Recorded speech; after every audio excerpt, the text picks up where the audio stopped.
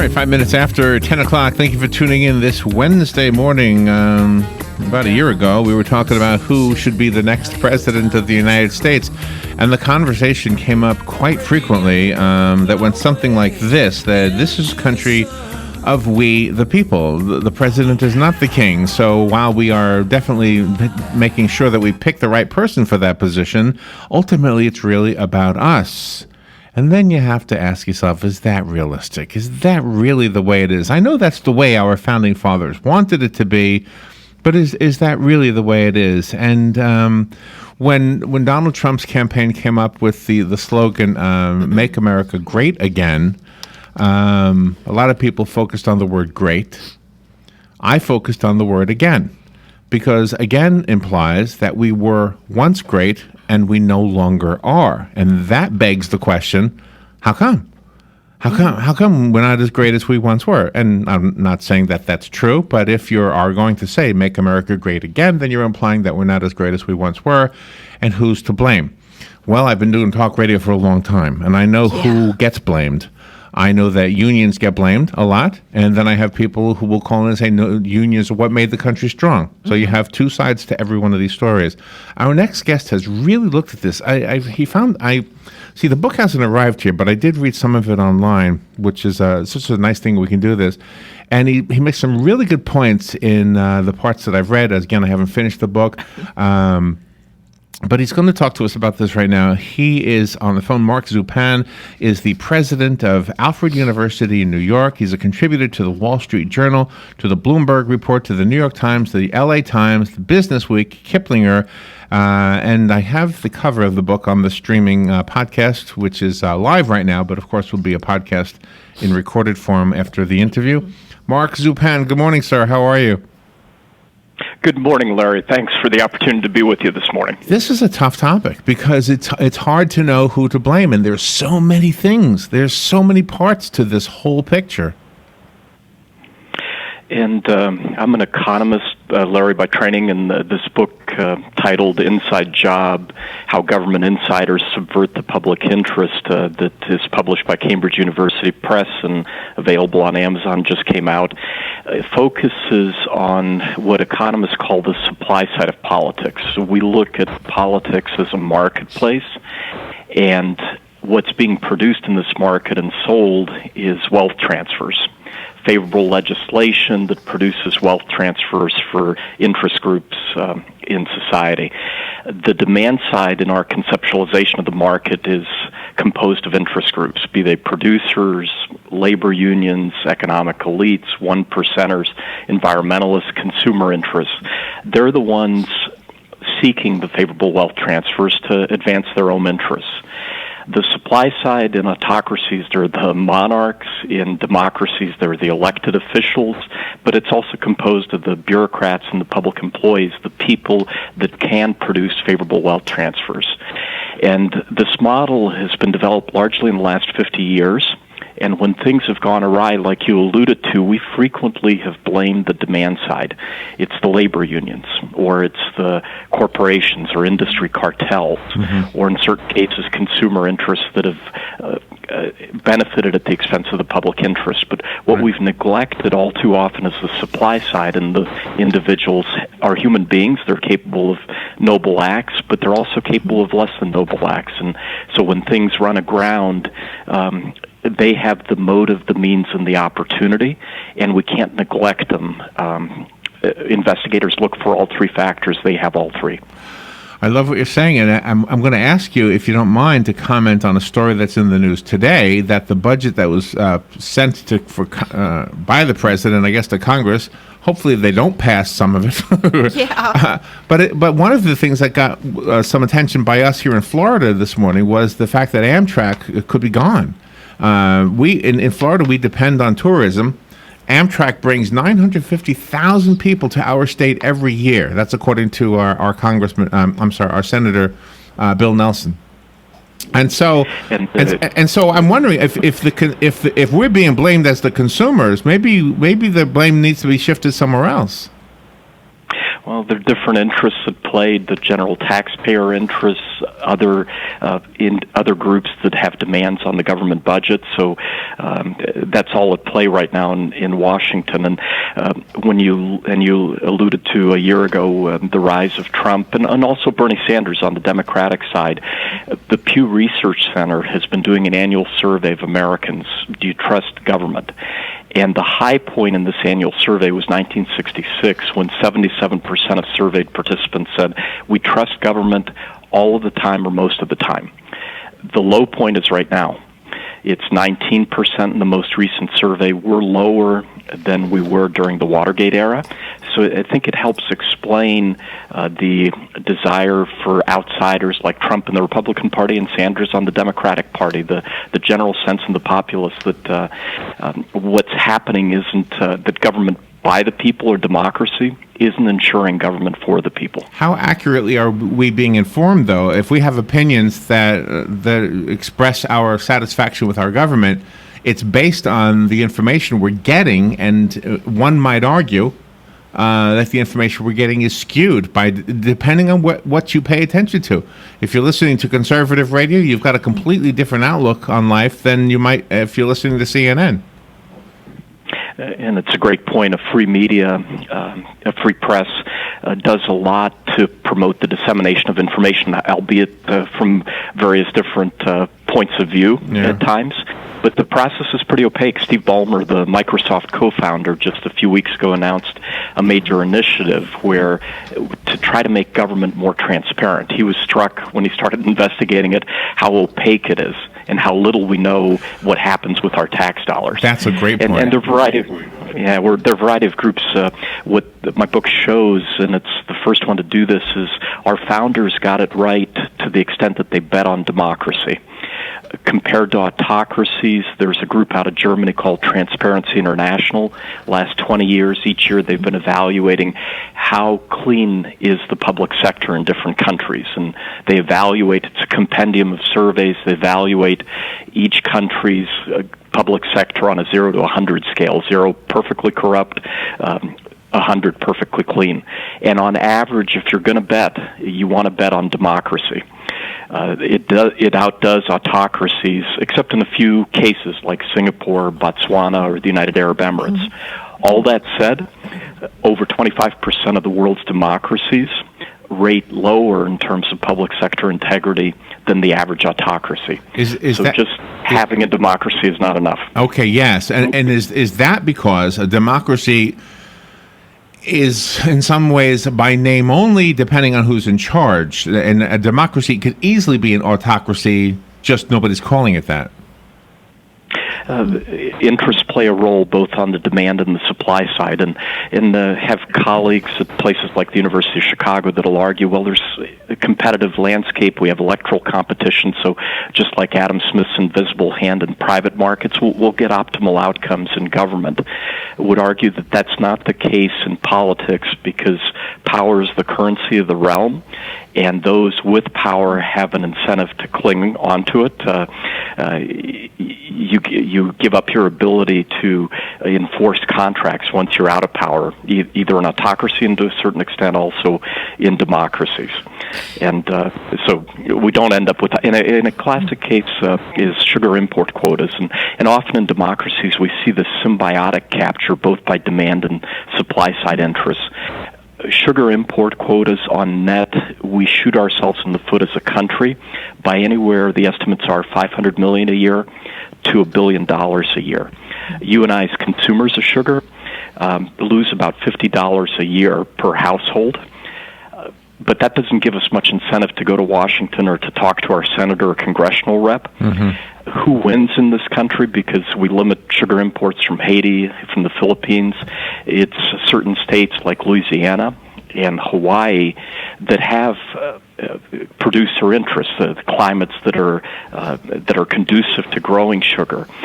And representatives from those states also have an interest in supporting those much more concentrated interests. But on net, as a country, we lose. And the analogy I like to use is DNA is a double helix. There are 4 bases, nucleotide bases, that compose the strands of DNA. Of the four bases, cytosine always bonds with guanine, adenine with thymine. And what's the cause of cancer is when that genetic code is screwed up. And so if you have a demand side co-opting, let's say the interests in Louisiana and Hawaii in favor of limiting imports, they're likely to be bonded with the wrong code on the other side of the helix as well, also representatives inside government to keep the process in place, and at the expense of the general public interest. And then the thing metastasizes, too, because once the price of sugar goes up, then high fructose corn syrup and companies like Archer Daniels Midland from places like Illinois, those states and their representatives also, you make strange bedfellows with the folks from Louisiana and Hawaii. Yeah, now that's what we call crony capitalism from the way I see it. And do we blame that? It's often symbiotic in democracies. It's often interests on the demand side, but a fundamental point of the book is we can't neglect the supply side. They have interests. The average tenure in Congress, for example, has roughly doubled over the last 100 years. There are ways to insulate yourself in office.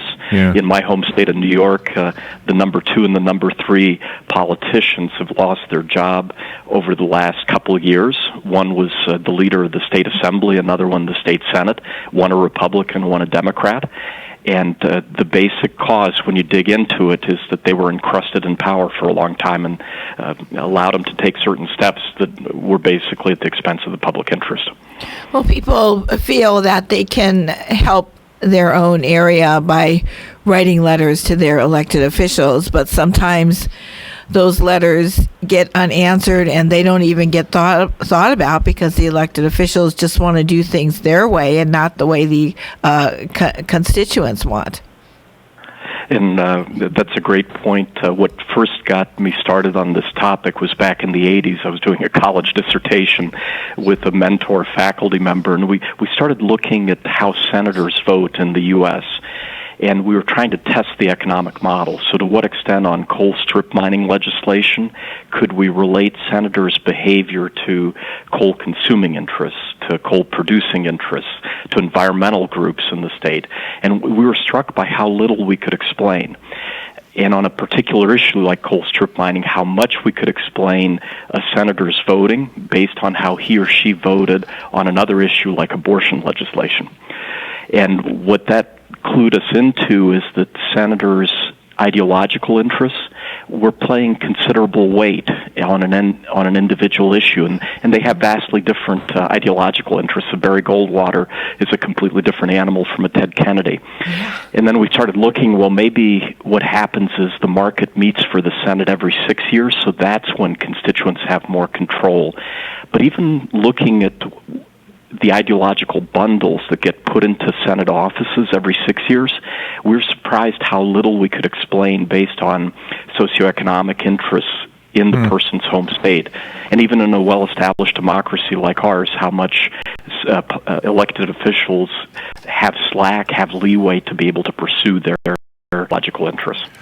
The book is called Inside Job: How Government Insiders Subvert the Public Interest. It's got more than 4.5 stars on Amazon. I'm looking at the Amazon page for it. The book is called Inside Job. Mark A. Zupan is our guest, and he's the author. Mark, if you're okay with taking calls, I'd like to let some of our listeners get a word in here. Are you okay with that? A-okay. Okay. Good morning. Thank you for waiting. You're on the air with Mark Zupan. Yeah, good morning. I'm just glad to hear you talk about what you're talking about. But right now, this nation owes or in debt almost $20 trillion. Almost $20 trillion. That's insane. This is the richest country in the world, the most prosperous country in the world, and the people, we're being tacked into slavery. That is insane. I don't know. My mother and father taught me to save my money and buy something. If I wanted something, save my money and buy it and pay for it, and not do away with this usury. This usury makes us all slaves, and it's turning our money into dung. Yeah, okay. Thank you for the call, Mark. A lot of people feel that way. We should not be giving out money left and right to a lot of different people who are having their hand out. What do you show in your research? That it's always easier to spend other people's money, and and each of us, in trying to get our fair share, the most diffuse interest group, the one that's least represented in Washington or in state capitals like Tallahassee or Albany, is the general taxpayer, let alone the future taxpayer that hasn't even been born. And what we're spending at their expense, the $20 trillion is just what's on the books. And then you start looking at unfunded pension, medical care benefit liabilities. I have a colleague at my former place, University of Rochester, Robert Novi Marks, works with an economist at Stanford, Josh Rao, and they've looked at public sector employees' unfunded pension healthcare liabilities. It's a $5 trillion problem, and it's larger as a fiscal challenge for our country than Social Security. It's not quite as large as Medicare, Medicaid, Obamacare, but it's been growing. Paul Krugman in the New York Times will argue, well, Detroit was just an anomaly, but we can look all around us what's happening now in Puerto Rico. In the state of Illinois, the unfunded pension liabilities total 450% as large as the annual tax take. 3 cities in California over the past few years have gone bankrupt. What's going on in places like Dallas and Houston and Philadelphia. And part of it's also driven, it's not just the elected officials, but those on the supply side that work for the state. K through 12 public education. We all know noble teachers that work in that sector, but we've tripled the amount of spending per pupil the last 30 years.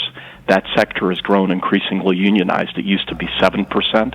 Now it's on the order of 36%. Grover Cleveland, when he was president, said a public office is a public trust. Nowadays, what we're seeing is public trusts formed on the supply side in the U.S., and we should be wary of trust, just like in private marketplaces, why we have antitrust laws. Yeah. We need to be wary when they get encrusted on the supply side of politics. Wow. Let me let another caller say something. The book, again, is called Inside Job. Mark Zupan is the author. Good morning. Thank you for calling. You're on the air with Mark. Good morning, Mark. My complaint is, just like the last caller, that continued expenditure of money that we haven't got. The last administration hired 140,000 federal employees. I don't think the government could have run had those been the actual empty seats or empty desks or whatever, empty slots in our government. And yet they were hired and put into jobs for what we don't know. They're collecting salaries for what we don't know. And whether they're still employees or not, we don't know that either. So, to my way of thinking, is definitely government of the crooks, by the crooks, for the crooks. And we expect these people in Washington to be examine themselves, see whether they contribute or fall into this or not. I don't think so. Mm-hmm. We can't trust the people that are running our country anymore. And it's a shame. Thank you. All right, have a good day. Thank you. Mark, I have a feeling you'll agree with that. Completely, and that's why we have to worry about the supply side. That's why our founders spent so much time to try to get the checks and balances right. They realize that individuals aren't angels. We're capable of noble deeds, but sometimes we stumble. And so James Madison in Federalist Papers, essay number 51, said, our first job is to establish an effective government, but right after that we've got to establish the checks and balances on these people that aren't angels, so that we get as close as possible to ensuring government by the people results in government for the people. I used to live in L.A. L.A. is probably the last place you want to build a subway, but now there's a subway. And guess why? Because 90% of the money came from other pockets from around the country. And the funny story in L.A. was public transportation ridership actually went down. The 10% that LA County afforded toward the project, they took they generated partly by raising bus fares, and the estimates at the time, they lost more riders on the buses than they picked up by the subway. But it's a feel-good project, and when 90% comes from outside the state, it's a lot easier to tolerate. And it's the same thing when we go out to dinner. If 435 of us agree to split the bill, we're going to get a different outcome than if we're each paying our own check. Yeah. Oh, wow. Wow. Let me take a little break, and we'll continue with the conversation, plus find out how we can get the book. Again, it's called Inside Job, How Government Insiders Subvert the Public Interest. Mark Zupan has written the book, and you are speaking to your audience, because I know this audience, and I know what you are speaking is resonating with them. We'll be right back. Hi, this is JP from Penn Flooring here in Ocala. I would like to invite you to come in and visit our spacious showroom where we have solutions for every style and budget. From wall-to-wall carpet to hardwood floors and tiles, we have an unsurpassed selection of flooring. At Penn Flooring, we've provided quality customer service with a family touch for over 25 years. Visit our website at pennflooring.com or come by our showroom, 1201 Southwest 17th Street, just over the bridge. Penn Flooring, quality customer service with a family touch. You've got a garden, and we've got a show for you called You've Got a Garden with your host, Master Gardener Carol Ann Baldwin. Carol Ann answers your questions about your flowers, your veggies, your grass, your trees, even questions about your bugs. And she's only on WOCA, so don't miss Carol Ann Baldwin and You've Got a Garden each Tuesday from 9 a.m. to 10 a.m. right here on WOCA The Source. Hi, I'm Big Daddy Don Garlitz, asking you to support adoption by purchasing a Choose Life license plate from your county tag office. You know it costs a lot to give a child life. Many times a woman is forced to make a bad choice because of financial pressures. Help save the lives of the unborn children by aiding women whom choose life instead of abortion. Take a stand for life. Purchase your Choose Life license plate today. For more information, go to chooselife.org or call 352-624-2854. All right, 27 minutes after 10 o'clock. Thank you for tuning in. On the phone is Mark Zupan. He's the author of the book called Inside Job, How Government Insiders Subvert the Public Interest. And it seems like mostly we've been talking about the federal government, but you did mention the state governments as well. And in both cases, when we as voters try to pick somebody to fill an office, I think we are hoping that person will... Oh, gosh. I guess, I was almost going to make a statement, but I was going to speak for myself. And what I have to say is not necessarily what the general public has to say, because a lot of times the general public wants, money to come to their communities. On the other side, people say, no, we want the money to go to the things money's supposed to go to in government. So do we as voters have any leverage at all once somebody is in office? We do, and the last chapter of the book talks about how can we form a more perfect union. And I use the analogy of the Wizard of Oz and Dorothy wearing the red slippers all along.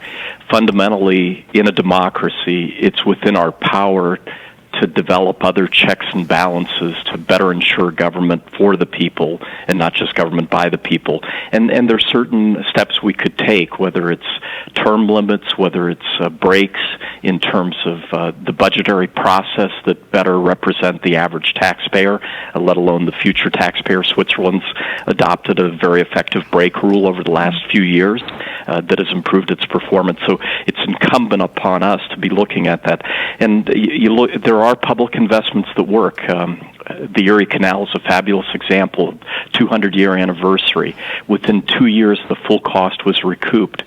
To this day, about 80% of the population in upstate New York lives within 30 miles of that Erie Canal. Rochester became one of the first boom towns, my former hometown, because of that public investment. And yet, New York, the Empire State, basically falls off the rails. It maintains its share, roughly, of population, of economy until it gets to the 1940s, and when it becomes a high-tax state, both under Democrats and Republicans, Nelson Rockefeller being a Republican example, then it starts to slide. It gets surpassed by your state of Florida. Wow. As a result. For anybody else who's doing a radio talk show, I would suggest you read this book, because one of the one of the mistakes we make as radio talk show hosts is finding somebody to blame. You have shown me that I need to take a second look to figure out where the blame really should be. Mark, thank you for being on the air with us. The book, I found it on Amazon. And do you have a website you want to give us? It's just on Amazon directly, so and would appreciate further comments. My email is just zupan@alfred.edu. Okay, thank you, Mark. We'll be right back. Well, I'm Carmen Roberts. Many Britons say they feel as if they're under attack after this week's suicide bomber on an Ariana Grande concert. The mayor of London, Sadiq Khan. People will see additional police officers. They will see officers who are carrying firearms. They will see military personnel. No reason at all to be panicked. No reason at all to be alarmed. Britain lifting the alert level, though, to critical, indicating